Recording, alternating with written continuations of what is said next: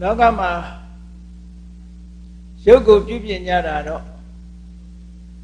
ခေတ်ကာလမရွေးဒေသမရွေးပြုပြင်နေကြတာပဲဉာဏ်နဲ့ပိနဲ့များအလုံးမင်္ဂလာပါဗုဒ္ဓဂုဏချမ်းလေးမှာကြိုးစားပါသည်လူတွေကနေစဉ်နဲ့အမျှမိမိရဲ့ရုပ်ခန္ဓာကိုမလှအောင်မဝအောင်ဆိုတာနေစဉ်နဲ့အမျှပြင်းနေကြတာမိမိတို့ကိုယ်တိုင်ပြင်တာအားမရလို့ပြုပြင်တဲ့ဌာနတွေ beauty parlor တို့ဘာလို့သွားပြီးတော့ပြင်းနေကြတာပဲเนาะတို့လောကမှာလူတွေဟာဘာတွေလုပ်နေသလဲလို့စဉ်းစားကြည့်လိုက်လို့ရှိရင်ပြင်းနေကြတာပဲအများစုကဘာတွေပြင်းနေတာတော့လို့မေးကြည့်လိုက်လို့ရှိရင်ကိုယ်ရုပ်ခန္ဓာကိုယ်ကြီးကောင်းအောင်ပြင်းနေကြတာဟော physical body လို့ခေါ်တဲ့အပြင်ပိုင်းရုပ်ခန္ဓာကိုယ်ကြီးလှဖို့အတွက်လူတိုင်းကြိုးစားနေကြတရားတန်ရှင်းမှုဆိုတဲ့အနေထားတဲ့ကြော်လွှားပြီးတော့လှဖို့ပဖို့ဆိုတဲ့စင့်ထီအောင်ရောက်တော့လောကလူဆိုတာတန်တန်ရှင်းရှင်းတန်တန်ပြတ်ပြတ်ဒီလိုတော့နေရမှာပေါ့နော်အလှပြင်တာနဲ့တန်ရှင်းအောင်နေတာမတူဘူးတန်ရှင်းအောင်နေတယ်ဆိုတာကိုယ်ခန္ဓာကိုယ်အငြိအကျေးတွေမကတ်ယုံသင့်လျော်ယုံတန်ရှင်းပြီးတော့နေတာဒါအလှပြင်တာမဟုတ်တန်ရှင်းအောင်နေတာတန်ရှင်းအောင်ကတော့လူတိုင်းခန္ဓာကိုယ်တန်ရှင်းအောင်နေသင့်တယ်ပေါ့နော်ဒါကျမ်းမာရေးအတွက်လည်းပဲတန်ရှင်းမှုကထောက်ကူပြုတယ်အသိဉာဏ်ဖွံ့ဖြိုးမှုအတွက်လည်းပဲတန်ရှင်းဟာထောက်ကူပြုတယ်ရုပ်ခန္ဓာကိုယ်ကြီးကညစ်ပတ်နေမယ်ကိုဝတ်တဲ့ဝတ်စားတွေကညစ်ပတ်နေမယ်ကိုနေတဲ့အိမ်ကိုင်ဟာကညစ်ပတ်နေမယ်စသရရညစ်ပတ်နေမယ်စားတဲ့အစာအာဟာရတွေကညစ်ပတ်နေမယ်ဆိုလို့ရှိရင်လူဟာယောဂလည်းရနိုင်တယ်စိတ်ကြည်လင်မှုကိုလည်းမဖြစ်စေနိုင်ဘူးစိတ်စွမ်းအားတွေပါကျသွားတတ်တယ်ဒါကြောင့်မို့ပညာကြီးတိုးတက်ဖို့ဆိုတဲ့အထဲမှာတန်တန်ရှင်းရှင်းနေတတ်ဖို့ဟာအကြောင်းတစ်ခုပဲကမ္မထာအထုတ်တဲ့ပုဂ္ဂိုလ်တွေဒါသတိထားကမ္မထာအထုတ်ရင်ညစ်တိညစ်ပတ်တော့သွားအာမထုတ်တယ်ဘာဖြစ်လို့ညစ်တိညစ်ပတ်အာမထုတ်တယ်လို့ပြောတော့ဆိုရင်မဲညစ်နေတဲ့မီးစာတို့မဲညစ်နေတဲ့စီမာထွန်းတဲ့မီးဟာမတောက်ပါဘူးတန်တန်ပြတ်ပြတ်ဆိုရင်ပို့ပြီးတော့တောက်ပါတယ်လူမှလည်းပဲထိုးတူပဲခန္ဓာကိုယ်တန်ရှင်းအားနည်းနေတယ်တန်ရှင်းမှုမရှိဘူးဆိုလို့ရှိရင်လူရဲ့စိတ်ဟာမကြည်လင်လို့အသိဉာဏ်လည်းမတောက်ပါဘူးလို့ဒီလိုပြောတာရုပ်ခန္ဓာကိုယ်နဲ့နန္တရားနဲ့ဆိုတာဆက်ဆက်ပြီးတော့နေတယ်ဒါမို့တန်ရှင်းမှုတော့လောကတန်ရှင်းမှုတွေကြော်လွန်ပြီးတော့အလှပြင်တာမျိုးကြတော့တစ်ဖက်ဆော့ရောက်သွားပြီသူကအလှပြင်တာကြတော့တစ်ဖက်ဆော့ရောက်သွားပြီမလှအောင်မရှိတာကိုအရှိလောက်တာပေါ့နော်မရှိတာကိုအရှိလောက်တယ်ဆိုခုခေတ်မှာမရှိတာအရှိလောက်တာတော်တော်များတယ်နော်ကိုမအမေမွေးတော့ကသပင်လေးကအနက်ကလေးရှိတာအဲ့ဒါရွှေဝါရောင်ရှိခြင်းနဲ့နော်တခြားအဖြူရောင်ရှိခြင်းနဲ့ရောင်စုံရှိခြင်းနဲ့ပေါ့လေအဲ့ဒါလို့ရှိခြင်းတဲ့ကမရှိတာရှိခြင်းလာတာပေါ့အဲ့ဒါလို့မရှိတာရှိခြင်းလို့လုံးလာတဲ့အခါကျတော့ယတနာကိုဖိတ်ခေါ်နေတယ်လို့ရှိတယ်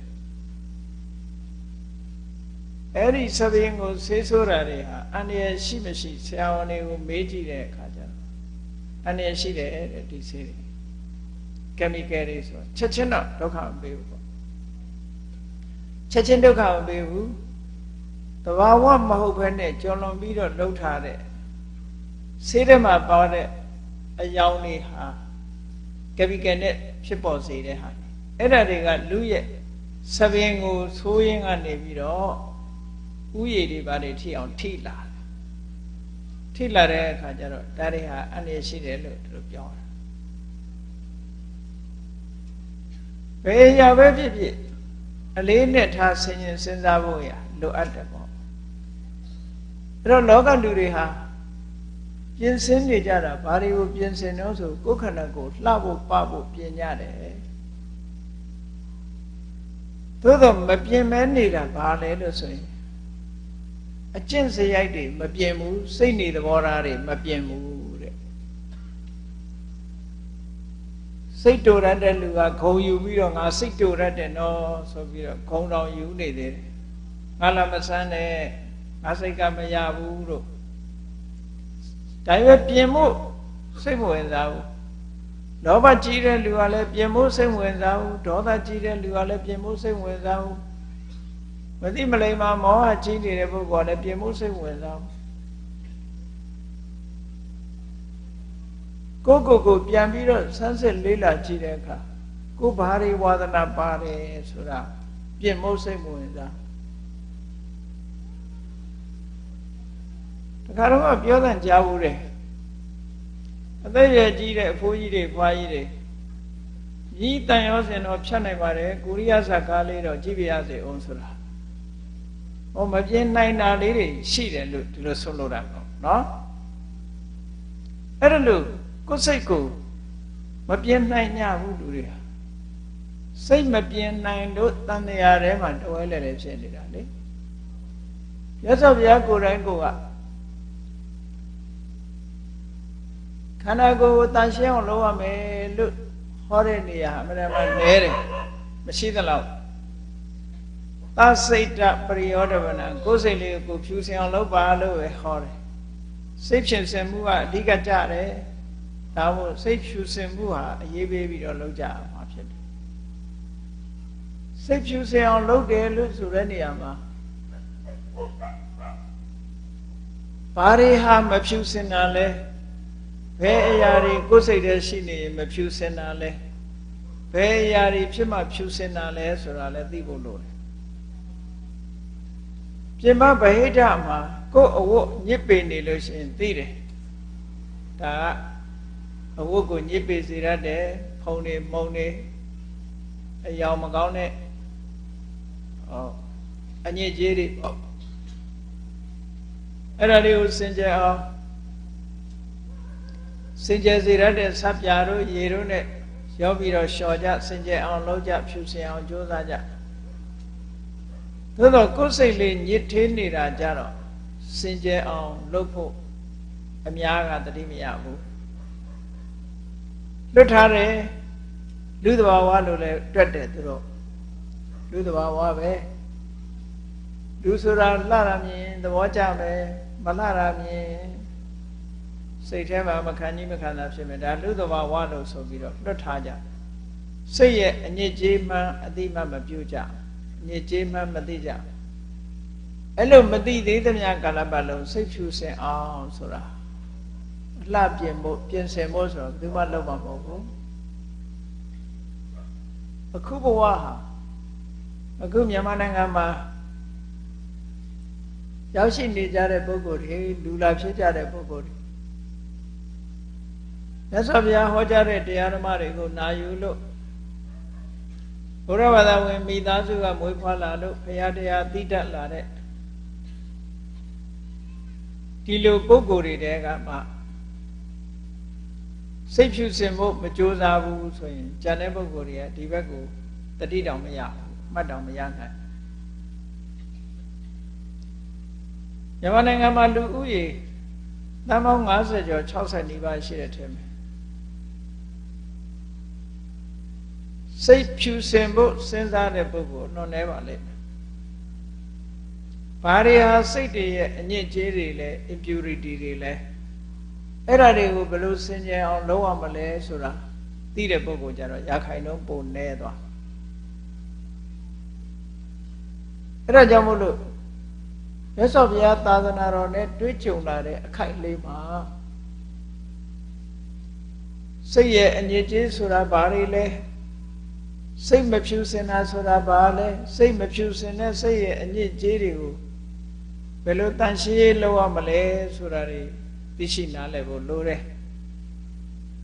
အခုတို့တရားပွဲကြီးတွေကျင်းပတာဒါတွေသိအောင်လုပ်တာနော်ဒါတွေသိအောင်လုပ်တကယ်ကတော့ကိုယ့်ဘဝမှာ မကောင်းတဲ့အရာတွေကိုဖယ်ရှားလို့ကောင်းတဲ့အရာတွေကိုလက်ခံကြိုးစားဖို့ဆိုတာကောင်းအောင်ပြင်ဖို့အတွက်ကောင်းအောင်ပြင်တတ်ဖို့အတွက်ပညာယူတဲ့သဘောပဲတရားနာတယ်ဆိုတာအဲ့ဒါလို့တရားနာတယ်ဆိုရဲရည်ရွယ်ချက်ကဘာထားမလဲဆိုရသော်ဗျာဟောတဲ့တရားဓမ္မဂတိကဆရာတော်တွေစီကတို့နာမယ်နာပြီးရင်သင်္ကန်းစာယူတဲ့ဟာယူမယ်နော်ရှောင်တဲ့နာရှောင်မယ်ဆောင်းတဲ့နာဆောင်းမယ်ဒီတရားတွေအတိုင်းလိုက်နာကျင့်သုံးနိုင်အောင်ကြိုးစားအထောက်မယ်ဆိုတဲ့ဒီနှလုံးသွင်းရရှိရတယ်အဲ့ဒီနှလုံးသွင်းမရှိဘဲနဲ့အိမ်မှာနေရတာပြင်းလို့တရားပွဲသွားအောင်ပဲဆိုတာမျိုးကတော့မဟုတ်သေးဘူးเนาะအဲ့တော့ကြောင့်မလို့တရားပေါ်မှာစိတ်ဝင်စားမှုဆိုဒီမှာနားလည်ဖို့အတွက်စိတ်ဝင်စားကိုယ်ဘဝနဲ့ပတ်သက်ပြီးတော့ဘဝကိုရှင်းရှင်းလင်းလင်းမြင်ဖို့ရအတွက်မြတ်စွာဘုရားဟောတဲ့တရားတွေဆုံးမတယ်နာယူကြအောင်မှာအဲ့လိုနာယူပြီးတရားဓမ္မကိုလိုက်နာကျင့်သုံးမှမြတ်စွာဘုရားရဲ့တရားတော်ဟာလိုက်နာကျင့်သုံးတဲ့ပုဂ္ဂိုလ်ကြမှာအကျိုးသက်ရောက်မှုဆိုတာဖြစ်လာနိုင်တယ်ပေါ့အဲ့ဒီလိုမှမလုပ်ဘူးဆိုလို့ရှိရင်အကျိုးသက်ရောက်မှုဆိုတာဖြစ်တယ်ကိုကောင်းအောင်ပြင်ဖို့ဆိုတာနေရာဒေသမရွေးအချိန်မရွေးဒီလိုဖြစ်နိုင်တဲ့ကိစ္စမဟုတ်ဘူးကောင်းအောင်ဆိုတဲ့နေရာမှာဘယ်ထိအောင်ကောင်းအောင်ပြင်ပါလဲဆိုတဲ့နေရာမှာအကောင်းဆုံးဖြစ်အောင်အကောင်းဆုံးဖြစ်ပြီဆိုတာဘယ်အဆင့်ကြမှာအကောင်းဆုံးလို့ပြောလို့ရလဲလို့ဆိုရဟန္တာဖြစ်တော့မှအကောင်းဆုံးဖြစ်မှာဒီကြားထဲမှာတော့အဆိုးကရှိနေဦးမှာပဲသောတာပန်ဖြစ်သွားရင်တော်တော်ကောင်းသွားပြီလို့ပြောရမယ်တဂရကံဖြစ်ရင်တော့ကိုကောင်းသွားပြီအနာဂံဖြစ်ရင်တော့ကောင်းရဟန္တာဖြစ်သွားလို့ရှိရင်အကုန်ကောင်းသွားပြီလို့ဒီလိုဆိုလိုတယ်ပေါ့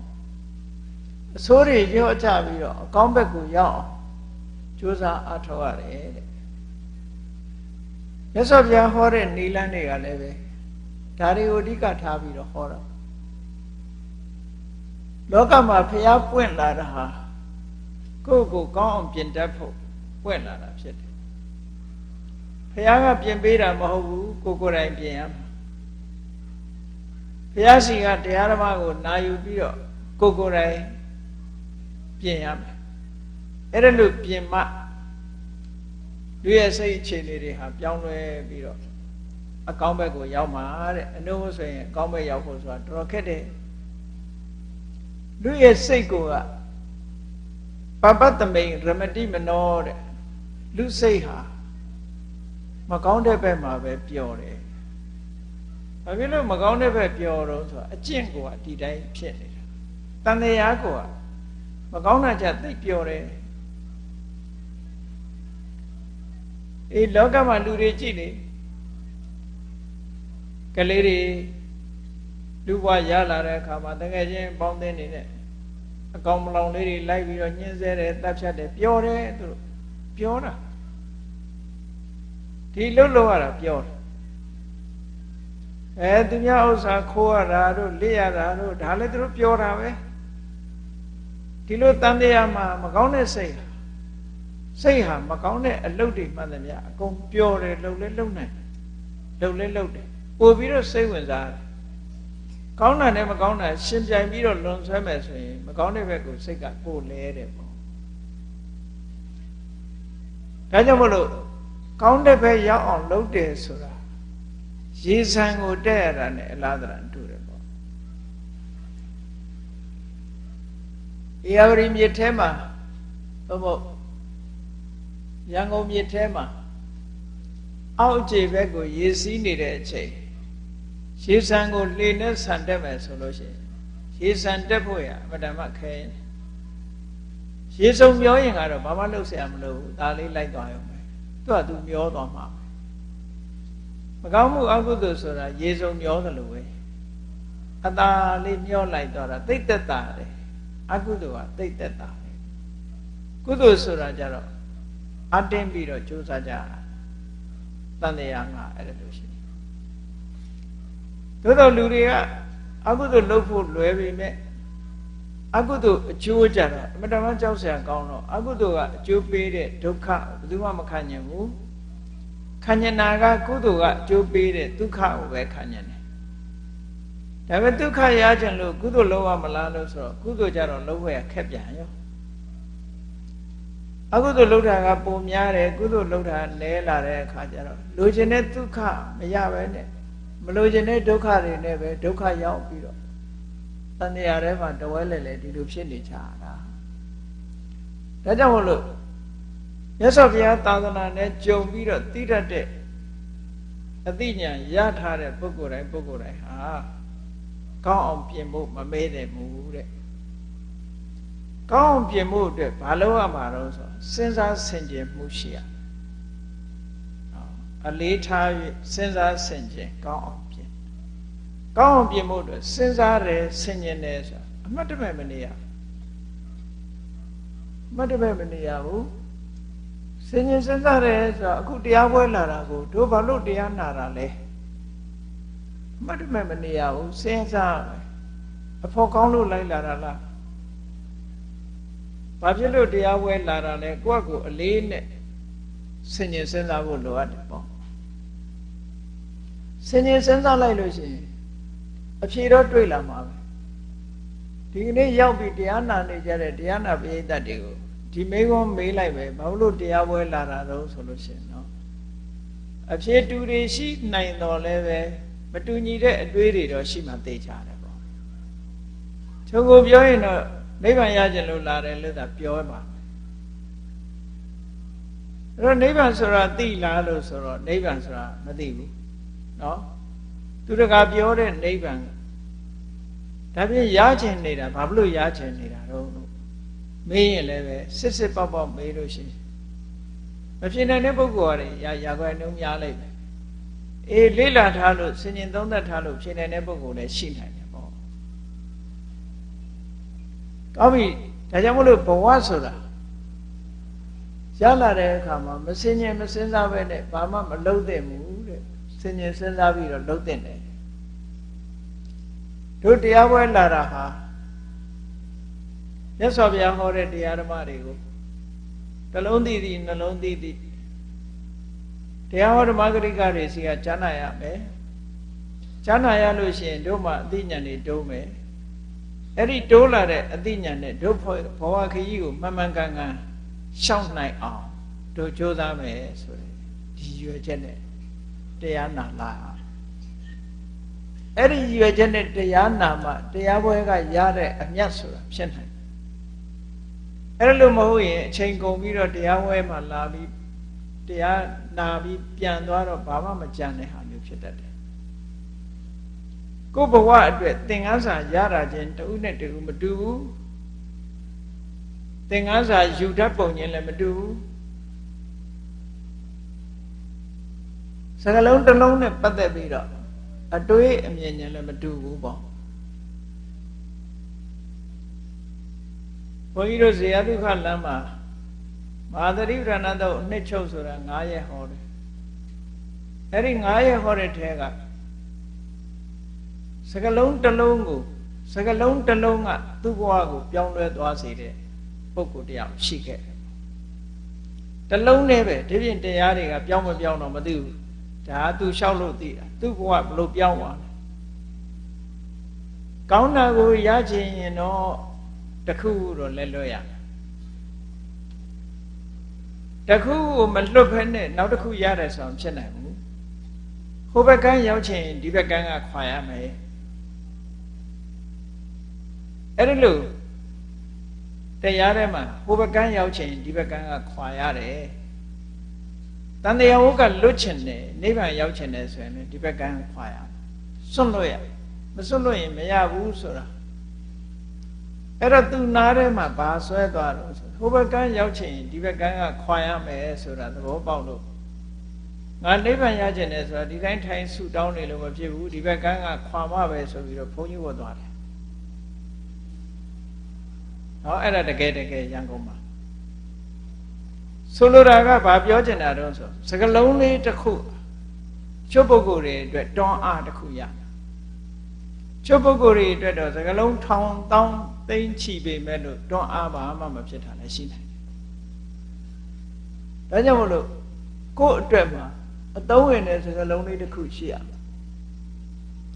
အဲဒီလိုစကလုံးတစ်လုံးမျိုးကနေပြီးတော့အမှန်ဘက်ကိုဥတည်ပြီးတော့ရောက်ရှိသွားစာပေကျမ်းဂန်ထဲမှာဘာပြောတော့ဆိုလို့ရှိရင်လူတွေရဲ့စိတ်ဟာမကောင်းဘက်ကိုသွားတာများတယ်မကောင်းဘက်သွားတဲ့စိတ်ကိုကောင်းတဲ့ဘက်ကိုဆွဲဖို့အတွက်ဟာတခါတလေကျတော့လွယ်လွယ်နဲ့မလိုက်ဘူးနော်လွယ်လွယ်လည်းမလိုက်ဘူးအဲ့တော့လွယ်လွယ်နဲ့မလိုက်တဲ့အခါမှာဘာလုပ်ရတော့အလုံးသိကြပါလိမ့်မယ်စင်တွေကိုထိန်းတဲ့လက်နဲ့ကရိယာတစ်ခုကိုချွန်းလို့ခေါ်တယ်နော်အမှန်တမ်းထက်တယ်စင်ဥဒကြီးကင်တဲ့ချွန်းအကောက်ကလေးလှုပ်ထားပြီးတော့အမှန်တမ်းထက်တယ်မုံရိုးနေတဲ့စင်တောင်အဲ့ဒီချွန်းလေးနဲ့ထိန်းလို့ရတယ်နာပြီးအမှန်တမ်းနာတဲ့နေရွယ်ကြားတဲ့ကိုအဲ့ချွန်းနဲ့စိုက်ထားပြီးတော့စင်ကိုထိန်းထားလိုက်ရင်ဒီစင်ကြီးဟာသူခိုင်းတာအကုန်လုံးရတော့တာအတန်ကုန်អော်တော့တာပဲအဲ့ဒါနော်လူနဲ့ဆင်နဲ့ဆိုလို့ရှိရင်အင်အားချင်းဟာဘာမှမဆိုင်ဆင်ရဲ့အင်အားအမတန်မှကြီးတယ်ဒါပေမဲ့လို့လို့ဆိုတဲ့ဆင်ဖြစ်ဖြစ်လူကခေါင်းမော်ရောက်သွားပြီးအဲ့ဒီချွန်းကင်ထားပြီဆိုလို့ရှိရင်နဗျက်နောက်ကိုနဗျက်ကြားထဲမှာချွန်းလေးနဲ့ဆွဲထားလိုက်လို့ရှိရင်ဒီဆင်ဟာကုန်းអော်တော့တာဘာမှမတတ်နိုင်တော့နွားကြတော့နှစ်ဖားကြိုးထိုးတာပေါ့နော်နိုင်ပေါက်တွေကနေကင်အဲ့မှာစားပေးမှာဘယ်လိုသုံးလို့ဆိုရင်အဲ့ဒီချွန်းကိုအင်ကုသလို့ခေါ်တယ်လူတွေရဲ့စိတ်ဟာလည်းပဲတစ်ခါတစ်ခါဆင်ရိုင်းလို့ပဲအမတန်မှရိုင်းတယ်ဆင်မုံယိုသလိုလူတွေကလည်းပဲမုံယိုတတ်တယ်လောဘကလည်းမုံယိုတာပဲဒေါသကလည်းမုံယိုတာပဲလောဘမုံယိုလို့ခိုးမှုတွေတိုက်မှုတွေဖြစ်တယ်ရာဇဝမှုတွေဖြစ်တယ်ဒေါသမုံယုံလို့လူသတ်မှုတွေဖြစ်တယ်နော်အဲ့ဒါလို့လောဘဒေါသမုံယိုလာတဲ့အခါမှာထိမ့်ချုပ်ရမယ်စကလုံးသုံးတဲ့အခါမှာအကြောင်းအရာတစ်ခုကိုချွန်းတဲ့ဖွဲ့အသုံးပြု၍အင်ကုတံကတ္တဝါဆိုတဲ့စကလုံးတွေသုံးချွန်းတော့တာအတွေးလေးနဲ့ကိုယ်စိတ်ကိုနိုင်အောင်အကြောင်းအရာတစ်ခုကိုဆင်ញင်သုံးသပ်ပြီးတော့အဲ့ဒီဆင်ញင်သုံးသပ်မှုကိုပဲဆင်ကိုချုပ်ကင်တဲ့ချွန်းလို့အသုံးချပြီးတော့ကိုယ့်ကိုယ်နိုင်အောင်ကင်တာလို့ဒီလိုပြောတယ်အဲ့ဒါလို့နိုင်အောင်ကင်သွားနိုင်တဲ့ပုဂ္ဂိုလ်တွေဟာတရားထုတရားမြတ်တွေရပြီးတော့တဏှာဟုတ်ကလွတ်သွားတာလေ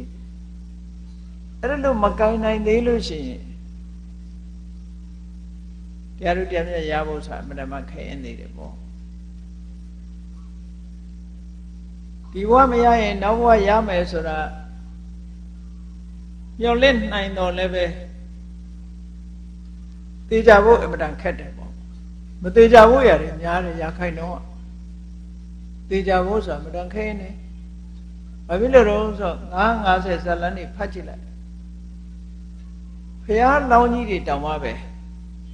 ငရဲကိုချိန်ချိန်ကြတယ်တိရစ္ဆာန်ချိန်ချိန်ဖြစ်တယ်စိတ်ကိုပိုင်နိုင်ပြီးတော့ပါရမီဖြစ်ခြင်းနဲ့ဘုရားအလောင်းကြီးတွေတောင်မှပဲအပေပုံကိုရောက်သွားသေးတာပဲအဲ့တော့အပေပုံရောက်တယ်ဆိုတာဘာကြောင့်ရောက်တာတော့ဆိုတော့စိတ်မနိုင်လို့ရောက်တာလေကြီးပဲကောစိတ်ထဲမှာမစင်ကြယ်တဲ့လောဘတွေဒေါသတွေမောဟတွေမာမနာတွေအိတ်တမစ္စရိယတွေအဲ့ဒါတွေကြောင့်အပေရောက်တာစိတ်ထဲမှာဖြစ်တဲ့အညစ်အကြေးတွေကိုတန်ရှင်းအောင်မလုပ်နိုင်လို့အပေရောက်တာအဲ့ဒါကြောင့်မို့လို့ကိုယ်စိတ်ကို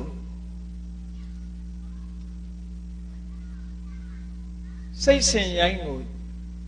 ပညာတည်းဟူသောချွန်းနဲ့အုပ်တယ်လို့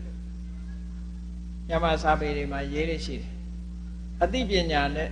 ဆင်ញင်စဉ်းစားပြီးတော့ကိုယ်စိတ်ကိုကောင်းတဲ့ဘက်ကိုရောက်အောင်လက်မှတ်မော်တင်ပေးရမယ်ဒါကိုပြောတာနော်ကောင်းအောင်ပြင်ရမယ်ဒီချက်အခုလို့သာသနာနဲ့တွေးလိုက်တဲ့အချိန်လေးမှာကောင်းအောင်မပြင်လိုက်နိုင်ဘူးဆိုလို့ရှိရင်နောင်ဒီလိုအသိဉာဏ်ရဖို့ဆိုတာခဲရင်သွားပြီ များကြီးခဲရင်သွားပြီရလာလိမ့်မယ်လို့တော့မထင်လေနဲ့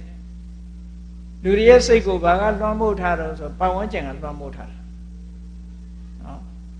အခုကပတ်ဝန်းကျင်ခေါင်းမှာလူလာဖြစ်သည့်အတွက်ကြောင့်ဒီအသိဉာဏ်တွေရပတ်ဝန်းကျင်ဆိုဒီမှာဥပနိဒေယပစ္စယော24ပစ္စည်းတွေမှာဥပနိဒေယပစ္စယောဥပနိဒေယဆိုတာအာကြီးတဲ့အကြောင်းတရားလို့ပြောတယ်အမတမအားကောင်းတဲ့အကြောင်းတရားကြောင့်ဘုန်းကြီးတို့တွေကမှန်မှန်ကန်ကန်စဉ်းစားတတ်လာကြတယ်အဲ့ဒီစဉ်းစားတတ်လာတာလေးတွေကိုခိုင်မာမှုရှိအောင်ဒီဘဝမှာမကြိုးစားပဲနဲ့အမှတ်တမဲ့နေလိုက်ကြမယ်ဆိုလို့ရှိရင်သူ့ဘာသူခိုင်မာလာမှာမဟုတ်ဘူးရင့်တန်လာမှာလည်းမဟုတ်ဘူးမကြခင်လေးပဲပျောက်သွားနိုင်တယ်ဒီအသည့်လေးတွေပျောက်သွားနိုင်တယ်ဒါကြောင့်မလို့ကြိုးစားအထောက်ရမယ်ဆိုတာတတိထားဖို့လိုအပ်တယ်ပေါ့ဒါမို့စဉ်းစားဆင်ခြင်ကောင်းအောင်ပြင်ဖို့ရအတွက်စဉ်းစားရမစဉ်းစားပဲမနေရအလေးထား၍စဉ်းစားဆင်ခြင်ဆိုဘာအလေးထား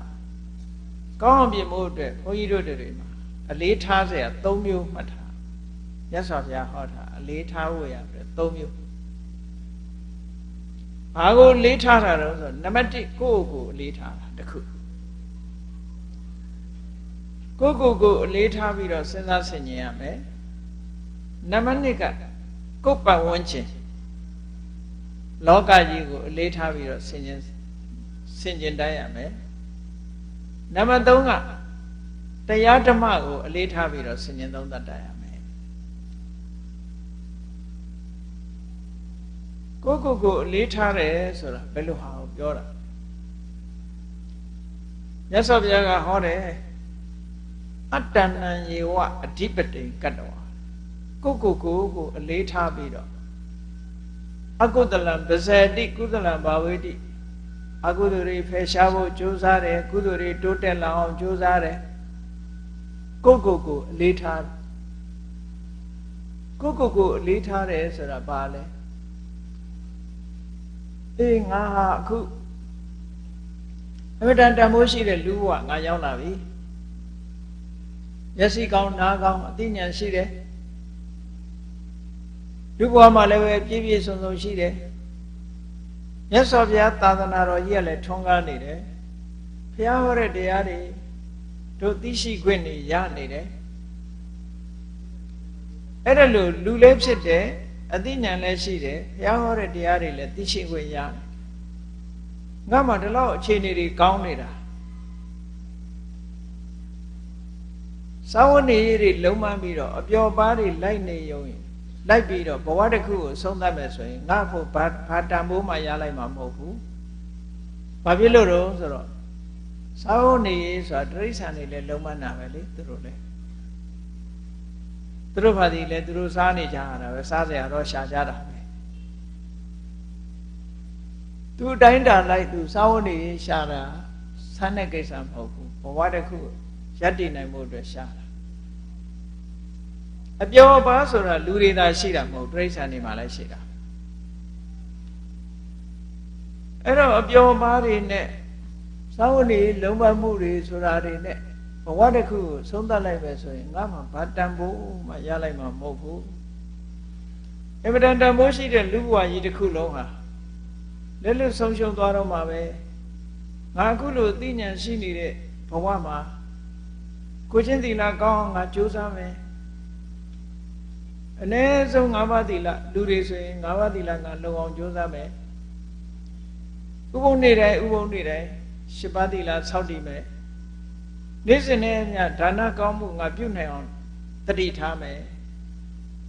လောကလူတွေကမရှိလို့မဟုတ်ဘူးများသောအားဖြင့်မေ့လို့မလှူကြတာ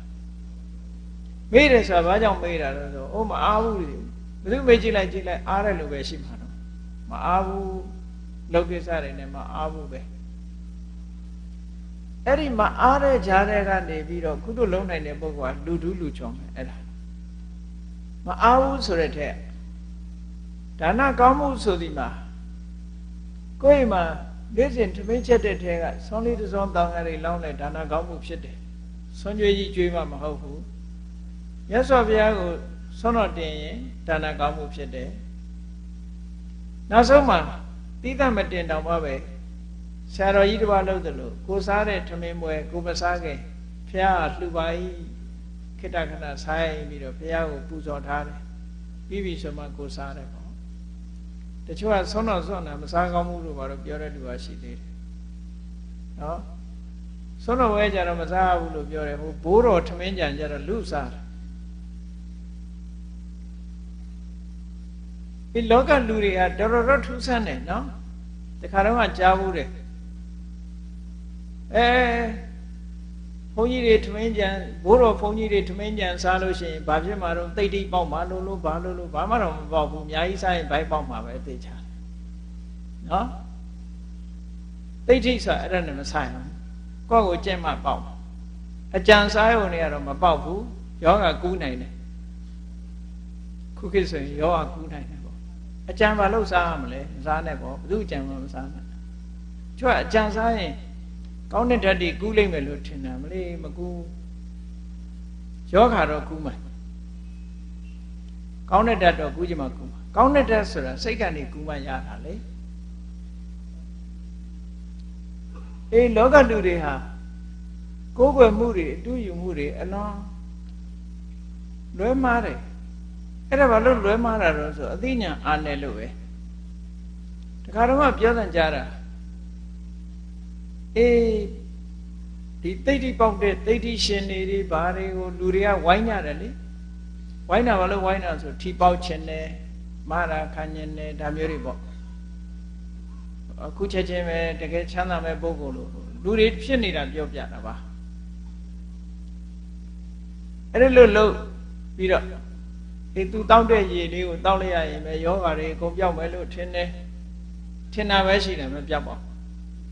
ပြောက်ဘူးဘုန်းကြီးတွေတော့ဂဏိဋ္ဌိဓာတ်တွေတခုမှမယုံဘူးနော်မပြောက်ဘူးဘာဖြစ်မလဲလို့ဆိုလို့ရှိရင်တခါတော့ကြားဘူးလိုက်တယ်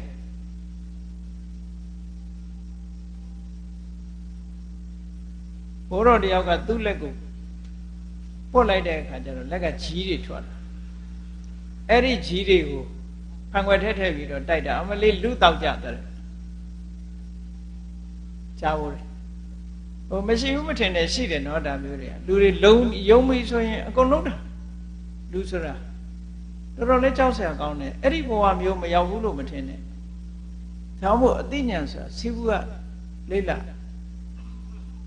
ယုံကြည်မှုတွေသိမ့်များပြီးတော့အသိပညာနည်းပါးပြီဆိုလို့ရှိရင်မယုံသင့်တာတွေကယုံကုန်ရောအဲ့တော့မျိုးတွေမဖြစ်သင့်ဘူးမဖြစ်သင့်ဘူးမြတ်စွာဘုရားဟောတဲ့ထဲမှာဒါမျိုးတစ်ခုမှမပါဘူးနော်ကိုယ်ကောင်းအောင်ပြင်တာဒါတွေနဲ့မဆိုင်ဘူးကိုယ်ကောင်းအောင်ပြင်ရမယ်အဲ့တော့လောကကြီးမှာကိုငါလို့ပုဂ္ဂိုလ်ဟာအသိဉာဏ်ရှိပြီးတော့အသိဉာဏ်ရှိပြီးဘုရားသာသနာနဲ့တွေ့ကြုံနေတယ်ငါလို့ပုဂ္ဂိုလ်ဟာတရားဓမ္မကိုစဉ်းစားလိုက်မယ်ဒီဘဝပဲတမက်တဖို့ရရှိနိုင်တယ်ဒါကြောင့်မို့လို့ငါကိုယ့်ကိုပြင်ရမှာပဲကိုယ့်ကိုအလေးထားတယ်အကယ်၍နေငါဒီဘဝမှာမပြင်လိုက်ဘူးဆိုလို့ရှိရင်ငါရဲ့ဘဝဟာကြီးပွားတိုးတက်ဖို့မရှိနိုင်ဘူးဒါကြောင့်မို့ကြီးပွားတိုးတက်အောင်ငါကိုယ့်ကိုမကောင်းတဲ့လမ်းကြောင်းမသွားမိအောင်ကောင်းတဲ့လမ်းကြောင်းရှောင်မိအောင်ငါပြင်ရမယ်လို့ကိုယ့်အလေးထားကိုယ့်အလေးထားပြီးတော့ကိုယ့်ကိုတန်မိုးထားပြီးတော့စဉ်းစားလောကလူတွေကကိုယ့်ကိုတန်မိုးသိပ်မထားကြဘူးနှိမ့်ချပြီးတော့တွေးကြတယ်ဟောယုံပြီဆိုလို့ရှိရင်အကုန်လုံးပုံအပ်ပြီးတော့ကိုယ့်ရဲ့အသိဉာဏ်ကိုယ့်ရဲ့စိတ်ဓာတ်တန်မိုးမထားတော့အဲ့လိုမျိုးတွေဖြစ်တတ်တယ်အဲ့ဒါကြောင့်မို့လို့မြတ်စွာဘုရားကိုယ်တိုင်ကလည်းဟောထားတာလေအတ္တဟိအတ္တနောနာထောကိုယ်သာကိုယ်ဝယ်ရဖြစ်တယ်ကိုယ်အကိုရမယ်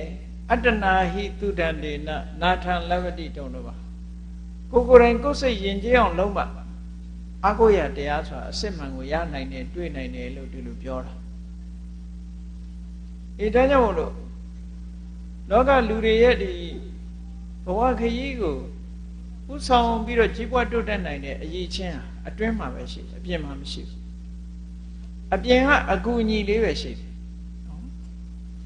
ဒါဘယ်လိုစဉ်းစားရမလို့ဆိုစဉ်းစားကြည့်လေ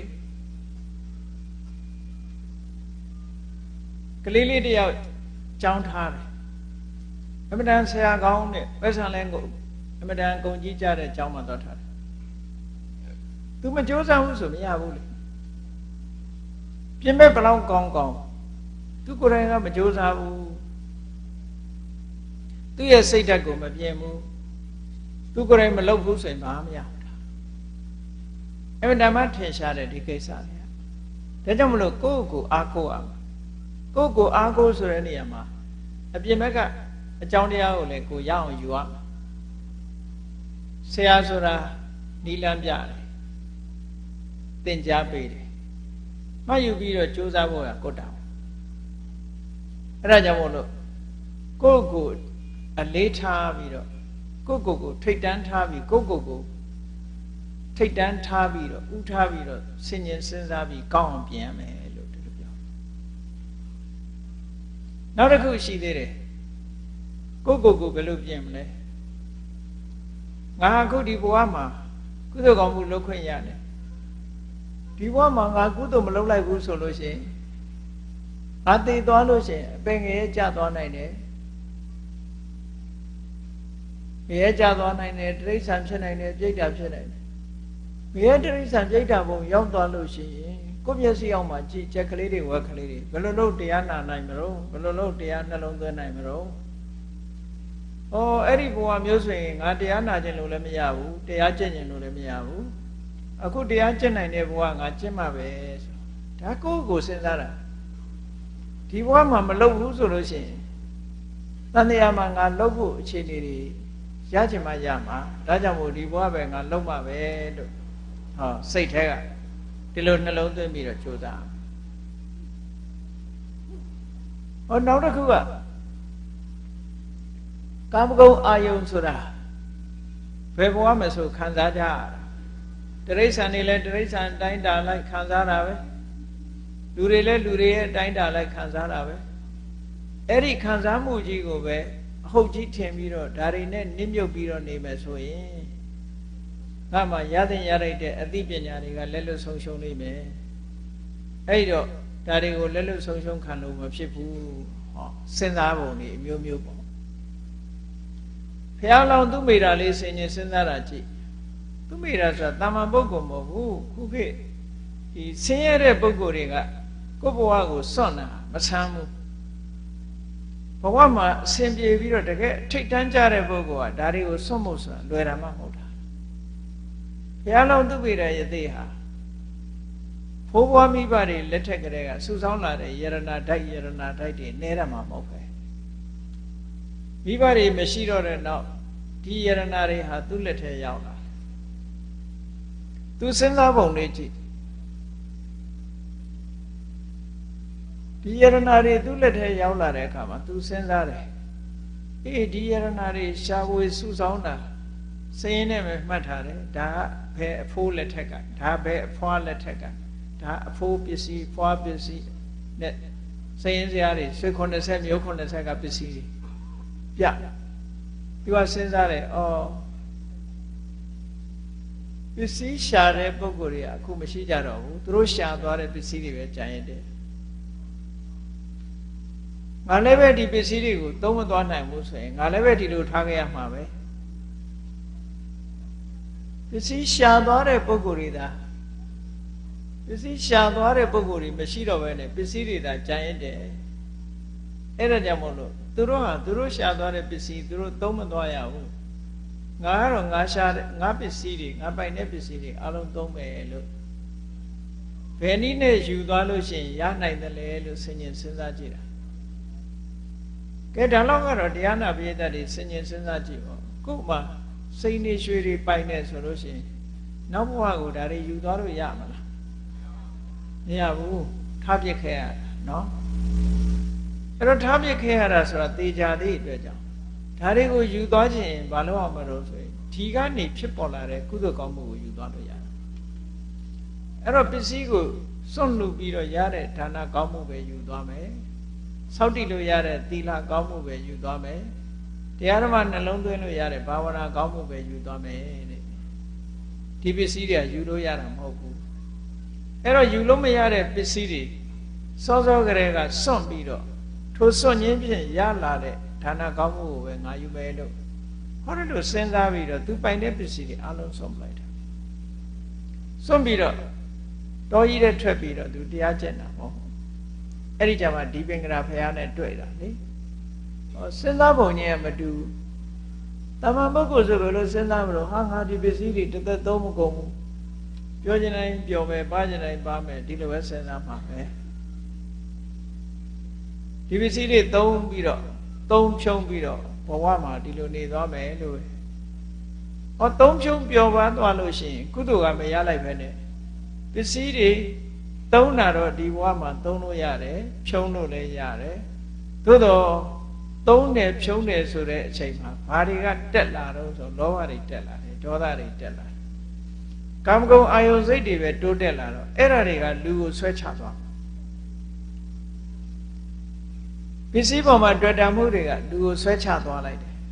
နောက်ဆုံးကနှိမ့်ကြတဲ့ဘဝတစ်ခုရောက်သွားတယ်ဒါကြောင့်မို့လို့ကိုအတ္တနံယေဝအဓိပတိကတ္တဝါကိုအလေးထားဆင်ញင်စဉ်းစားပြီးတဲ့အခါမှာအကုသိုလ်တွေဖယ်ဖို့ကြိုးစားရမယ်ကုသိုလ်တရားတွေပွားများအထောက်ဖို့ကြိုးစားရမယ်ဒါအလေးထားမယ်ဆင်ញင်ရမယ်တစ်ခုနောက်တစ်ခုကျတော့လောကကိုအလေးထားလောကဆိုတာကိုယ့်ရဲ့ပတ်ဝန်းကျင်ပဲခုနကကိုအလေးထားဆိုတဲ့အထက်မှာလူဟာဆင်ញင်စဉ်းစားပြီးတော့လောကမှာလူတွေကအများအားဖြင့်ဘာလုပ်လို့ရှိကြတယ်ဆိုတော့ကုသိုလ်ကောင်းမှုလုပ်တာကြတော့လူသိတာကိစ္စမရှိဘူးလေလူသိအောင်လည်းလုပ်ကြတယ်ဖျားဟုတ်တဲ့မျှဝေတောင်မှကြီးတိလေးခောက်လိုက်သေးတာအလုံးကြောင်းခိုးတဲ့လူကတော့ကြီးတိထိုးပြီးခိုးတယ်လို့မရှိဘူးเนาะတိတ်တိတ်လေးခိုးသွားတာပဲလူကြားမှာတော့ကြောက်သေးသူကကုသိုလ်ကောင်းမှုလုပ်တဲ့လူကကြော်ညာပြီးတော့လုပ်လို့ရတယ်အကုသိုလ်လုပ်တဲ့လူကကြော်ညာပြီးတော့လုပ်လို့ရပါမရဘူးเนาะအဲ့တော့အကုသိုလ်ဆိုတာကိုပဋိသန္ဓကမ္မန္တဖုံးလွှမ်းပြီးလုပ်ရတဲ့အလုပ်လို့ဒီလိုပြောတယ်လောကလူတွေကကုသိုလ်လုပ်ဖို့တဲ့အကုသိုလ်လုပ်ဖို့ကပိုးလွယ်တယ်လွယ်တဲ့အခါကျတော့အကုသိုလ်လုပ်တဲ့အခါမှာသူကစိတ်ကြွယ်ရာလို့ထင်ပြီဆိုလို့ရှိရင်စဉ်းစားရတဲ့အကုသိုလ်ပဲစဉ်းစားတယ်အများစုကဘယ်သူမှမရှိဘူးဆိုလို့ရှိရင်မကောင်းတဲ့ဘက်ကိုစဉ်းစားတယ်ဘယ်သူမှမရှိဘူးငါတရားထိုင်ပဲဆိုတာအ ਨੇ စုအမှန်တမ်းမှနေတာအဲ့တော့အများစုကမကောင်းတာလုပ်ဖို့ဘာဖြစ်လို့မကောင်းတာလုပ်တယ်လဲဆိုလို့ရှိရင်သူစိတ်ထဲမှာစိတ်ကြွယ်ရာလို့သတ်မှတ်လိုက်တာဘယ်သူမှမသိဘူးငါလုပ်တာငါလုပ်ချင်တာလုပ်လို့ရပြီလို့ထင်တာဟုတ်ထင်ပြီးတော့အဲ့ဒါလို့လုပ်လို့ရှိတယ်တဲ့အဲ့ဒီမှာကိုယ့်ကိုယ်စဉ်းစားမှာဘယ်သူမှမသိဘူးငါသိတယ်လောကမှာမဟုတ်တာလုပ်ရင်ကြံတဲ့လူတွေဘယ်သူမှမသိဘူးဆိုပေမဲ့ငါသိတယ်ဟောအဲ့တော့ငါသိနေရင်ကိုသိတဲ့လူရှိနေပြီဟောသိတဲ့လူရှိနေပြီဒါကြောင့်မို့ကိုသိရင်လည်းအကုသိုလ်ဟာမလုပ်သင့်ဘူးစိတ်ကြွယ်ရဆိုတာဒါမို့လို့နတ္ထိလောကေရဟောနာမပပကမ္မပကုပ္ပတောတဲ့အကုသိုလ်အမှုပြုလုပ်တဲ့ပုဂ္ဂိုလ်မှာစိတ်ကြွယ်ရဆိုတာမရှိပါဘူးတဲ့ဘာဖြစ်လို့စိတ်ကြွယ်ရဆိုတာမရှိတာတော့ဆိုအတ္တတေပုရိသဇာနာတိတဲ့ကိုယ့်ကိုယ်မင်းသိနေတာပဲတဲ့ဘယ်လိုလုပ်စိတ်ကြွယ်မှာတော့တဲ့သစ္ဆံဝါယတိဝါမုတာကိုလုပ်တာဟုတ်တယ်မဟုတ်ဘူးကိုသိတယ်လေကိုသိနေတဲ့ကကိုယ့်ကိုယ်ကရှက်ဆရာကြီးဖြစ်နေပြီပေါ့အေးဒါကြောင့်မို့လို့ကိုသိနေတဲ့မကောင်းမှုကိုလည်းမလုပ်သင့်ဘူးတဲ့အကောင်းဆုံးသက်သေဟာကိုယ့်ကိုပဲကိုသိဆုံးပဲကိုလုပ်တာကိုသိဆုံးပဲလို့ဒီလိုပြောတာဟောနောက်တစ်ခုကျတော့လောကံယေဝအဓိပတိကတ္တဝါကိုပတ်ဝန်းကျင် ဆင်ញင်စဉ်းစားတာလောကကြီးမှာငါတယောက်တည်းနေတာမဟုတ်ဘူးငါမဟုတ်တာလုပ်ရင်ငါလုပ်တာတွေဒီနေ့ကျတော့ပေါ်လိမ့်မယ်သို့မဟုတ်လောကကြီးမှာတကိုးရှင်တွေရှိတယ်အဲ့တကိုးရှင်တွေကသူများစိတ်ကိုသိနိုင်တယ်ပုံကွယ်တယ်လို့ထင်ပေမဲ့သူတို့ကမြင်နိုင်စွမ်းရှိတယ်။သူတို့မြင်သွားလို့ရှိရင်ငါလုပ်တဲ့အလုပ်တွေရှက်စရာကြီးပဲအရှက်ကွဲလိမ့်မယ်။လောကကိုအကြည့်မှုထားဖို့အလေးထားဖို့နောက်ငါမဟုတ်တာလို့ရင်ငါအမေအရှက်ရလိမ့်မယ်ငါအဖေအရှက်ရလိမ့်မယ်ငါရဲ့မိသားစုအရှက်ရလိမ့်မယ်ငါရဲ့ဆွေမျိုးသားချင်းတွေငါမိတ်ဆွေတွေအရှက်ရလိမ့်မယ်ရလိုက်ရတာပဲဒါမျိုးတွေကလေမဟုတ်တာလုပ်လို့ရှိရင်အရှက်ရတာအဲ့တော့ပတ်ဝန်းကျင်အရှက်ရမယ်အလုပ်ငါမလုပ်သင့်ဘူးလို့လောကကိုယ့်ရဲ့ပတ်ဝန်းကျင်ကိုအလေးထားပြီးတော့ဆင်ញင်သုံးသပ်ပြီးအကုသိုလ်ကိုရှောင်ရမယ်ကုသိုလ်ကိုလုပ်ရမယ်လို့ဒီလိုဆိုတာကိုယ်စိတ်လေးကိုကိုပြင်ဖို့ရတဲ့ဒါလေးတွေကစိတ်ဆင်ရိုင်းကိုချွန်းအုပ်ဖို့ရဆင်ញင်စဉ်းစားတာပဲဒါအသိဉာဏ်နဲ့အဲ့လိုဆင်ញင်စဉ်းစားပြီးတော့အဓိကကတော့မကောင်းမှုကိုရှောင်ပြီးကောင်းမှုကိုဆောင်ဖို့ပဲကောင်းတာတွေကြီးပဲလှုပ်သွားကြတယ်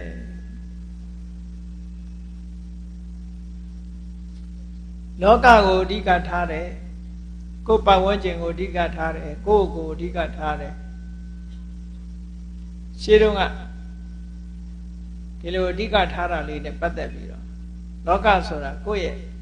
အရာဝတ္ထုတစ်ခုခုဘာပဲဖြစ်ဖြစ်ပေါ့လေအဓိကထားရှင်းတော့ကသာဝတိပြည်မှာသိဆင်းရဲတဲ့ကလေးလေးတယောက်ပစိုးလေးကလည်းစွတ်ပြတ်နေတဲ့ပစိုးအဝတ်ကလေးကဝေါ်ထားပြီးတော့ခွက်ကလေးနဲ့ခွက်ကလေးဆွဲပြီးတော့9နှစ်ရွယ်ကလေးတောင်းစား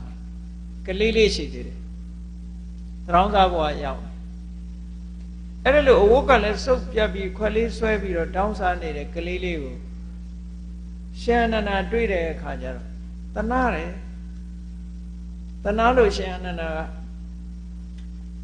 မင်းသင်္ကန်းမိုးချင်ဘူးလားလို့မေးတယ်ခေါ်ပြီးတော့အဲ့ကလေးလေးကဘာပြောတော့ဆိုတော့လူကစုပ်ပြတ်နေပဲတခါတလေအသိဉာဏ်ရှိတဲ့ကလေးတွေရှိတယ်တပည့်တော်လို့အချင်းနေမဲ့ကိုဘယ်သူကသင်္ကန်းဝတ်ပေးမှာတော့ဘုရားဝတ်ချင်တယ်တပည့်တော်ဘယ်သူကမှဝတ်ပေးမှာမဟုတ်ဘူးဆိုတော့အဲ့ဒါဆိုမင်းငါနဲ့လိုက်ခဲ့ဝတ်ချင်တယ်ဆိုရင်ငါဝတ်ပေးမယ်ရှင်နန္ဒာအကြောင်းခေါ်သွားကျောင်းခေါ်သွားပြီးတော့သူ့ကိုသင်္ကန်းဝတ်ပေးလိုက်တယ်သင်္ကန်းဝတ်ပေးပြီးတော့အဲ့ဒီသင်္ကန်းဝတ်ပေးတဲ့အခါမှာတန်ရောစင်ဆိုတာကောင်းမှတန်ရောစင်တွေ့တာမဟုတ်ဘူးနော်အဲ့ဒီကလေးက9နှစ်အရွယ်ပဲရှိသေးတယ်သင်္ကန်းကြတော့ရှင်အနန္ဒာကပေးတာဖြစ်တော့သင်္ကန်းဝတ်လိုက်တဲ့အခါမှာသူ့ရဲ့အဝတ်စုပ်ကလေးရဲ့ခွက်စုပ်ကလေးရဲ့မပြည့်နိုင်တော့သစ်ပင်ခွာကြားလေးတစ်ခုသွားတင်ထားတယ်သူ့ရဲ့နဲ့မိလောက်တဲ့သစ်ပင်ခွာကြားလေးသွားပြီးတော့တနေရာမှာသွားထားအဲ့လိုသွားထားပြီးတော့ရှင်အနန္ဒာစီသင်္ကန်းဝတ်တရားဓမ္မတွေသင်လို့အသားရည်တွေစိုးပြေးလာတယ်ပေါ့စိတ်ချမ်းသာကိုယ်ချမ်းသာစားစရာတောက်စရာလည်းပဲဆွမ်းခံပြီးတော့စားတာဆိုတော့ခါတိုင်းလို့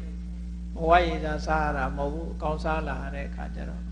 အသားရည်လေးစိုးပြေးလာလူကအသားရည်စိုးပြေးပြီးစိတ်ချမ်းသာလာတဲ့အခါကျတော့အကောင်းဘက်ကိုသိမစင်စားဘူးလူစားသူစိတ်ထဲမှာမလွတ်လပ်ဘူးထင်တယ်ဒီဘုန်းကြီးဝတ်နေရတာသင်္ကန်းဝတ်နေရတာကိုယ်ဝတ်ရတာမလွတ်လပ်အဲ့တော့မိုးလွတ်တော့သူလူထွက်ချင်းစိတ်ပေါက်တယ်နော်စဉ်းစားကြည့်ဘလောက်ကောင်းတဲ့နေရာပို့ဒီဘောသူဆက်မနေကြဘူးမနေကြတော့သူ့ကိုယ်သူဆုံးမတဲ့အနေနဲ့သူဘယ်သွားတော့လို့ဆိုတော့ကဲငါဒီသင်္ကန်းမိုးချင်မှုဆိုရင်ငါဝတ်ရမှာဟာအဆုပ်အပြတ်နဲ့ခွက်နဲ့ပဲငါပိုင်တဲ့ပစ္စည်းထားပဲရှိအဲ့ခွက်ကလေးနဲ့အဝတ်စုပ်ကလေးသိမ်းထားတဲ့နေရာကိုသူသွားလိုက်တာသူ့အဝတ်စုပ်ကလည်းပဲအဝတ်ကခုနေရာပေါက်ဒီနေရာပေါက်နဲ့ကင်ပြီးတော့ဆွဲလိုက်မယ်ဆိုရင်အကုန်ရီးနေတာဘယ်နေရာမှသုံးလို့မရတဲ့အဝတ်နော်ဒါလေးကမလုံးတစ်လုံးလေးသူဝတ်နေတာအကုန်လုံးရီးနေတဲ့အဝတ်ခိုင်မာတဲ့နေရာတနေရာမှမရှိဘူးအဲ့ဒီအဝတ်စုပ်ကလေးရဲ့ခွက်စုပ်ကလေးရဲ့ကြည့်ပြီးတော့သူဘာတွေးတော့ဆိုခေါင်းကသူ့စိတ်မပျော်တဲ့စိတ်ကိုသူကဆုံးမတယ်။အော်မင်းက ဒီလိုချမ်းချမ်းသာသာနေရတဲ့ဘဝကိုမနေဘဲနဲ့ဒီအဝတ်စုပ်ဝတ်ပြီးတော့ခွဆုံနဲ့လဲတောင်းကျင်သေးတာလားလဲတောင်းကျင်သေးတာလားကိုရထားတဲ့ဘဝလေးတစ်ခုမင်းတန်ဖိုးရှိအောင်မလုပ်နိုင်ပါလားတန်တရားဟုတ်ကထွက်ဖို့မကြိုးစားပဲနဲ့ဒူထွက်ဖို့ကြိုးစားနေတယ်မင်းသိတော်ပါမလားလို့အဲ့ဒီအဝတ်စုပ်နဲ့ခွက်စုပ်ကိုကြည့်ပြီးတော့သူကသူဆုံးမတဲ့အခါကျတော့စိတ်လေးပြန်လဲတော့အကြောင်းပြန်သွားတခါဖြစ်တာမဟုတ်ဘူးအချိန်ချင်းအဲ့လိုဖြစ်တိုင်းသူအဲ့ဒီကိုသွားတယ်ကြာတော့ဒီကိုရင်ဘယ်သွားတာတော့နဲ့ဆိုပြီးတော့ကိုတော်တွေကမေးကြတယ်မင်းဘယ်သွားတာတော့ဘယ်သွားတာအဲ့ဒီဘက်ကိုသွားပြီးတော့သူကအဲ့ဒီခြုံတစ်ပင်နားလေးကိုသွားပြီးတော့သူကနေတာဘာသွားလှုပ်ထားလဲဆိုမေးတော့သူကပြောတယ်ဆရာစီသွားတာပါတဲ့အဆုံးမသွားခံဆရာစီသွားတာတဲ့ဆရာဆိုတာဒီအဝတ်စုပ်ကသူ့ပြန်တရားချတယ်ပေါ့ဒါပြောတာနော်လောကကိုအဓိကထားတယ်ဆရာဆိုတာအဝတ်စုပ်နဲ့ခွက်စုပ်ကိုသူပြောတာမင်းလူဘဝရောက်ရင်ဒါပဲပြန်သုံးရမယ်ဆိုအဲ့ဒါကိုသူကဆရာဆိုပြီးတော့ယဟန်တွေကိုပြောတယ်အဲ့ဒါလို့သွားလိုက်ပြန်လိုက်နေရင်ကနေနောက်သူ့စိတ်တွေတည်ငြိမ်မှုရလာနောက်ဆုံးမှာရှင်နန္ဒမထေရမြတ်နီးပေးတဲ့အတိုင်းတရားကျင့်လိုက်တော့သူယဟနာဖြစ်သွားတယ်သာသနာတော်မှာလုံးဝပျော်တဲ့အပျော်ထာဝရအပျော်တစ်ခုကိုသူရသွားတယ်အဲ့လိုပျော်တဲ့အခါအဲ့ဒီဘက်ကိုသူဘယ်တော့မှမသွားတော့ဘူးမသွားတော့ကိုတော်တွေကမေးတယ်မင်းဆရာစီမသွားဘူးလားလို့ဆိုတော့အရှင်ဘုရားဆရာနဲ့အဆက်အသွယ်ရှိတော့ကသာသွားတာပါအခုတပည့်တော်မှာအဆက်အသွယ်ပြတ်သွားပါပြီတဲ့ဆိုတဲ့အခါကျတော့မှမြတ်စွာဘုရားယဟန်တွေကဒီကိုတော့တရားဥရတဲ့စကားမျိုးပြောတယ်ပေါ့ဆိုတော့မြတ်စွာဘုရားကဟုတ်တယ်တဲ့သူကအရှက်တရားနဲ့သူကသူဆုံးမပြီးတော့အဲ့ဒီအဝတ်စုံနဲ့ခွက်စုံကိုကြည့်ပြီးတော့သူကသူတရားချပြီးတော့သူဟာကျင့်ကြံကြိုးကိုအထုံးလို့ခုတရားတို့တရားမြတ်ရသွားပြီကြည့်လေဘာကိုပဲဖြစ်ဖြစ်လောကံယေဝအဓိပတိကတ္တဝကိုယ့်ရဲ့ပတ်ဝန်းကျင်ဘာပဲဖြစ်ဖြစ်ကိုသုံးတဲ့ပစ္စည်းနဲ့ကိုယ့်ရဲ့ပတ်ဝန်းကျင်ပဲအဲ့ဒါကိုအလေးထားပြီးတော့ဆရာအရာထားလို့စဉ်းစားဆင်ခြင်ပြီးတော့ကိုယ့်ကိုပြင်သွားကြတာဒါသူတော်စင်တွေဟာဒီလိုပဲလုပ်လို့ရှိတယ်ပေါ့ဟောနောက်တစ်ခုကျတော့ဓမ္မကိုအလေးထားပြီးတော့ကိုယ့်ကိုပြင်ရမယ်တဲ့မြတ်စွာဘုရားဟောတဲ့တရားဓမ္မကိုလေးလာလိုက်စားလိုက်မယ်ဆိုရင်ကြည့်လိုက်မယ်ဆိုရင်ဘုရားဟောတဲ့တရားဓမ္မဟာကိုချင်းသီလအကြောင်းဟောတာရှိတယ်သမာဓိအကြောင်းဟောတာရှိတယ်ပညာအကြောင်းဟောတာရှိတယ်ကိုချင်းသီလဆိုတာဘယ်လိုကောင်းကျိုးချမ်းသာတွေရစေနိုင်လဲသမာဓိတရားဆိုတာဘယ်လိုကောင်းကျိုးချမ်းသာတွေရစေနိုင်လဲပညာဆိုတာဘယ်လိုကောင်းကျိုးချမ်းသာတွေရစေနိုင်လဲသီလကိုဘယ်လိုဖြည့်ကျင့်ရတယ်သမာဓိကိုဘယ်လိုပွားများရတယ်ပညာကိုဘယ်လိုထက်အောင်ပြုပြင်ရတယ်ဆိုတဲ့မြတ်စွာဘုရားဟောကြားတဲ့တရားဓမ္မတွေလို့ရင်လို့တဲ့အတိုင်းဖြစ်တယ်ဆိုတဲ့ဓမ္မရဲ့ဂုဏ်ကြီးဂုဏ်သွေးတွေဘုရားဟောတာအမှန်ကန်ပဲတကယ်လို့ရင်လှုပ်သွားတာတွေကိုယ်တိုင်ဖြစ်ကုန်ကြတယ်ဒါကြောင့်မို့တရားကုံတော်6ပါးဆိုတာအလေးနဲ့ထားပြီးတော့စဉ်းစားကြည့်မြတ်စွာဘုရားဟောတဲ့ဓမ္မမြတ်စွာဘုရားဟောတာကြည့်နော်သီလကိုပြည့်စုံအောင်လုပ်သီလကိုပြည့်စုံအောင်လုပ်ပြီးတော့ကိုယ်ခန္ဓာကိုယ်ပေါ်မှာဉာဏ်ဆိုင်ပြီးတော့ယုံနာဓမ္မသင်္ခါရတွေကိုဆင်ញင်စဉ်းစားတတိတွေခိုင်မာအောင်သမာဓိတွေရင့်တန်လာအောင်ပညာတွေထက်မြက်လာအောင်ကြိုးစားအားထုတ်မယ်ဆိုရင်အဲ့ဒီသင်္ခါရတရားတွေရဲ့ချုပ်ငြိမ်းရာဖြစ်တဲ့နိဗ္ဗာန်ဆိုတာတွေ့မယ်အဲ့ဒီနိဗ္ဗာန်တွေ့သွားလို့ရှိရင်ထာဝရငြိမ်းတဲ့အငြိမ်းကိုရရှိနိုင်တယ်လို့မြတ်စွာဘုရားအဲ့လိုဟောတယ်အဲ့ဒီမြတ်စွာဘုရားဟောတဲ့ဒီလိုမှန်ကန်တဲ့ဝိပဿနာကျင့်စဉ်တရားဝိပဿနာကျင့်စဉ်တရားကိုကျင့်လို့ရှိရင်ရရှိလာနိုင်တဲ့မဲ့လေးပါမဲ့လေးပါရတာနဲ့တပြိုင်နက်အကျိုးအနေနဲ့ဖြစ်ပေါ်လာမဲ့ဖို့လေးပါဒီ ဒီသဘာဝဒီတရားတွေဟာတကယ်ကျင့်တကယ်ရတယ်တကယ်လုပ်တကယ်ဖြစ်တယ်ဆိုတာမြတ်စွာဘုရားဟောထားတယ်အဲ့ဒါကြောင့်မို့လို့တရားရဲ့ဂုဏ်ကြီးတွေအမခံချက်ပေးတဲ့အနေနဲ့မြတ်စွာဘုရားဟောထားရှိတယ်လေသောခါတော်ဘဂဝတာဓမ္မောမြတ်စွာဘုရားဟောတဲ့ဓမ္မဟာအမှန်တိုင်းဟောတာဖြစ်တယ်လုံးမဖြစ်တဲ့တရားတစ်ခုမှမဟောဘူးလုံးဖြစ်တဲ့တရားတွေကြီးပဲကောင်းလူတိုင်းလုပ်လို့ရတယ်လေသီလဆိုတာစောင့်တည်လို့ရတယ်သမာဓိကျင့်စဉ်ကျင့်လို့ရတယ်ကျင့်ရင်ကိုယ်အတိုင်းတာလေးအောင်အကျိုးတရားဆိုတာလည်းရောက်လာမယ်ပညာဆိုတာလည်းကျင့်ကြံလို့ရတယ်ရလာလို့ရှိရင်အတိုင်းတာတစ်ခုရမျက်မှောက်ပြုလာနိုင်တယ်လို့ရင်လုပ်တဲ့အတိုင်းဖြစ်နိုင်လို့သွားခါတော့မမှန်ကန်ကန်ဟောထားတဲ့တရားတဲ့အဲ့ဒီမမှန်ကန်ကန်ဟောထားတဲ့တရားဟာဘုရားကလွဲရင်ကျန်တဲ့ပုဂ္ဂိုလ်တွေမသိဘူးလားလို့ဆိုမဟုတ်ဘူးလုပ်တဲ့ပုဂ္ဂိုလ်တိုင်းသိနိုင်တယ်တန်ဋိဋ္ဌိကောလုပ်သူကိုယ်တိုင်သိနိုင်တယ်ဘယ်လောက်ကျင့်တတ်စရာကောင်းတော့ကိုလုပ်ကိုသိတယ်ပေါ့ကိုလုပ်ရင်ကိုရတယ်အေးငါရတယ်မင်းတို့တော့ငါပြောတဲ့အတိုင်းယုံကြလို့ဒီလိုပြောရမှာမဟုတ်တာတန်ဋိဋ္ဌိကောကိုယ်တိုင်မြင်နိုင်တယ်တဲ့ဒီကျင့်စဉ်ကိုကျင့်ဘယ်သူပဲကျင့်ဒီအဆင့်ရောက်မှာနော်ဘယ်သူပဲကျင့်တဲ့ပုဂ္ဂိုလ်တိုင်းဒီအဆင့်ကိုရောက်မှာတန်ဋိဋ္ဌိကောအဲ့ဒါလို့ရောက်ဖို့ဆိုတာဟာဘယ်လောက်ထိအောင်ဘယ်နှစ်စောင့်ရမှာတော့လို့အချိန်ဘယ်လောက်ယူရမှာတော့ဆိုယူစရာမလိုဘူးတဲ့အက္ခလိကောနော်ခုလို့ခုရအဲ့လိုရသည့်အတွက်ကြောင့်ကိုရပြီလို့ရှိရင်ကိုယ့်ရဲ့မိဘဆွေမျိုးတွေကိုနဲ့ချစ်ခင်တဲ့ပုဂ္ဂိုလ်တွေလာစမ်းမှာမိတ်ဆွေတွေကြည်စမ်းမှာလှုပ်ကြည်စမ်းမှာဟောပြောလို့ရတယ်တကယ်မရှိတဲ့ဟာဆိုရင်ခေါ်ပြလို့ပဲရမလဲကိုယ်တိုင်တွေးရှိခံစားရတဲ့အခါမှာခေါ်ပြလို့ရတယ်လှုပ်ကြည်စမ်းမှာမင်းလည်းဒီတိုင်းတွေးမှာပဲဟောအဲ့ဒါကိုအေဟိပတိကောလို့ခေါ်တာ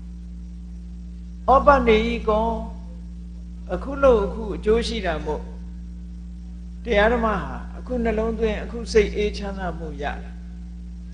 ဘလောက်ပဲတောကဖြစ်နေလောကလူတွေမှာမြန်မာလူမျိုးတွေစဉ်းစားကြတယ်လေတောကဖြစ်เสียကြုံတဲ့ကအိုးပစ္စည်းသင်္ခါရလူသင်္ခါရဟောတွေးလိုက်တာနဲ့ပဲစိတ်ကတောကရော့သွားတာဒါသိကြတယ်ထပ်ပေါက်ဆိုတာရသွားတာ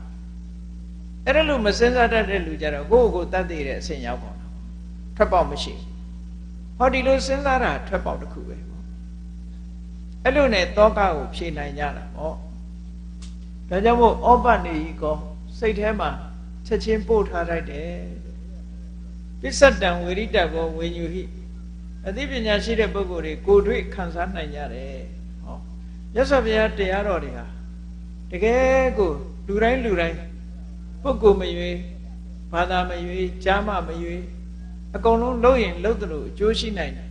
အတိုင်းတာတစ်ခုရအကျိုးရှိနိုင်တယ်ဆိုတာဒါကြောင့်မို့အဲ့ဒီတရားကိုပဲဒါတို့ကမှန်ကန်တဲ့တရားမရတာတို့မလုပ်လို့မရတာဟုတ်လားလုပ်ရင်ရကိုရရမယ်ဒီတရားပေါ်မှာအာကိုယုံကြည်မှုအလေးထားမှုဆိုတာဓမ္မံယေဝအဓိပတိကတ္တဝါဓမ္မပေါ်မှာလေးစားတယ်ကိုကျင့်ရမယ်တရားပေါ်မှာအလေးထားတယ်အေး၅ပါးသီလဆိုတာသိအရေးကြီးတယ်သီလပေါ်မှာအလေးထားတယ်ဒါနဆိုတာလည်းလှုပ်တဲ့နဲ့ဒါနပေါ်မှာအလေးထားတယ်သမာဓိဆိုတာလည်းဒုစိတ်ငြိမ်အောင်ကြိုးစားရမှာသမာဓိတရားပေါ်မှာအလေးထားတယ်ဘဝမှာဆင်ញင်စဉ်းစားပြီးတော့အသိပညာဆိုတာလည်းအရေးကြီးတယ်ဟောအသိပညာပေါ်မှာအလေးထားတာအဲ့ဒါလို့ဓမ္မရဲ့စွမ်းရည်တွေပေါ်မှာအလေးထားပြီးတော့အကုသိုလ်တွေကိုဖယ်ရှားလို့ကုသိုလ်တွေတိုးပွားအောင်ကြိုးစားရမယ်လို့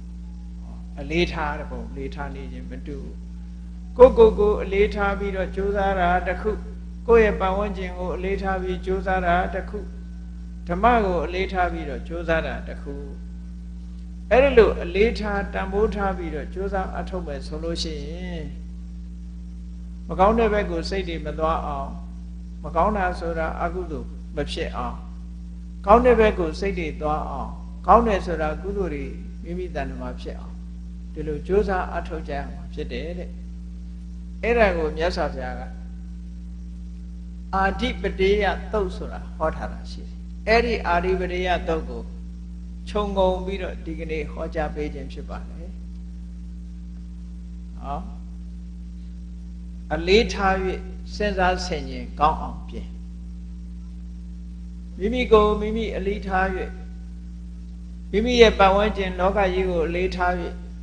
မြတ်စွာဘုရားဟောကြားတဲ့အမှန်တရားတွေကိုအလေးထား၍အလေးနဲ့ဆင်ခြင်စဉ်းစားပြီးတော့ကိုယ့်ကိုယ်ကောင်းအောင်ပြင်တယ်ကောင်းအောင်ပြင်တယ်ဆိုတာမကောင်းတဲ့ဇာတ်တွေကောင်းလာအောင်အကုသိုလ်တွေဖယ်နိုင်အောင်ကြိုးစားတယ်ကုသိုလ်တွေတိုးပွားလာအောင်ကြိုးစားတယ်အကုသိုလ်မှန်သမျှရှောင်လို့ကုသိုလ်မှန်သမျှမိမိတဏ္ဍာမှာပြည့်စုံစေအောင်စိတ်ဖြူစင်အောင်ထားနိုင်အောင်ကြိုးစားအားထုတ်ကြတယ်အဲ့ဒါလို့အားထုတ်ခြင်းသည်သာလဲမှန်ကန်တဲ့လောက်ရဖြစ်တယ်ဒီလိုလုံးမှသာလဲလူဘဝတစ်ခုရလာရအကျိုးဖရာသာသနာတော်နဲ့ကြုံတွေ့ရအကျိုး